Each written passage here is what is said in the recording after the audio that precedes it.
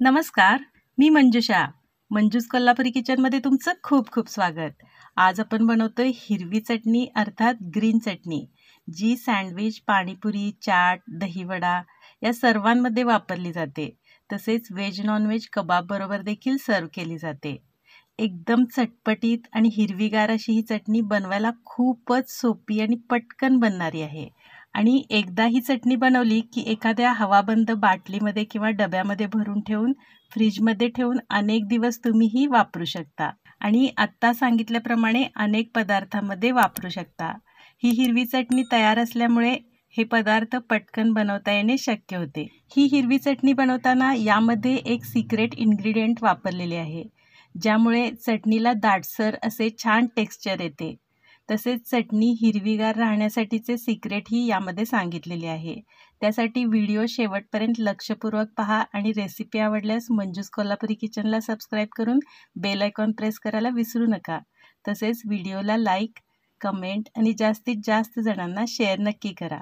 चला तर मग लगेचच पाहूया हिरव्या चटणीची रेसिपी.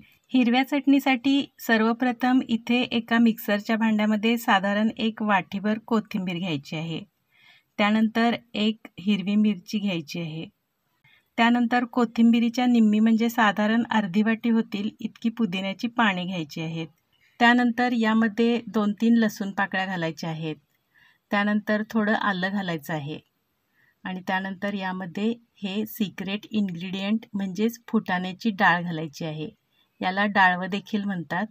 यामुळे चटणीला थोडासा दाटसरपणा येतो, ज्यामुळे ती सँडविच किंवा कबाबवर चांगल्या प्रकारे स्प्रेड करता येते.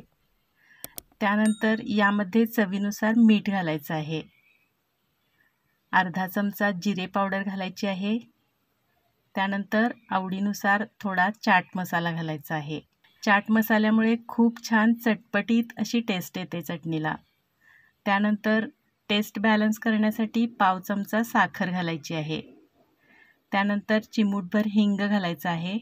हिंगामुळे टेस्टही छान येते आणि चटणी पचायलाही याचा उपयोग होतो. त्यानंतर 1 चमचा लिंबाचा रस घालायचा आहे आणि त्यानंतर थोडं पाणी घालायचं आहे आणि आता 2-3 बर्फाचे तुकडे घालायचे आहेत. मिक्सरमध्ये चटणी बारीक होताना मिक्सरच्या भांड्याच्या पात्याच्या उष्णतेमुळे चटणी काळपट पडते, परंतु बर्फ घातल्यामुळे पाती गरम होत नाहीत. त्यामुळे चटणीचा रंग काळपट न पडता छान हिरवागार आहे तसा राहतो. तसेच लिंबाच्या रसामुळे देखील चटणीचा रंग हिरवागार राहण्यास मदत होते. आता हे सर्व एकत्र छान बारीक होईपर्यंत ग्राइंड करून घ्यायचं आहे. बारीक वाटून होण्यासाठी आवश्यकतेनुसार तुम्ही आणखी थोडं पाणी यामध्ये घालू शकता.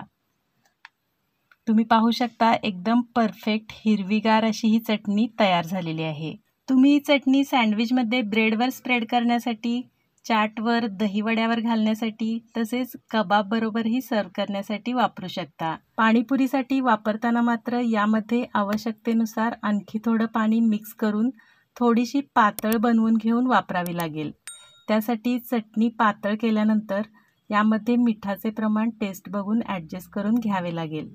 तर अशा प्रकारे आपली मल्टीपर्पज अशी ग्रीन चटणी खाण्यासाठी तयार झालेली आहे.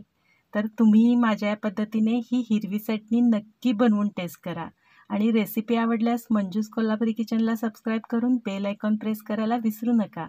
तसेच व्हिडिओला लाईक, कमेंट आणि जास्तीत जास्त जणांना शेअर नक्की करा. पुन्हा भेटूया आणखी एका चटपटीत रेसिपीसोबत. तोपर्यंत पाहत राहा माझा channel Manju's Kolhapuri kitchen. Thank you.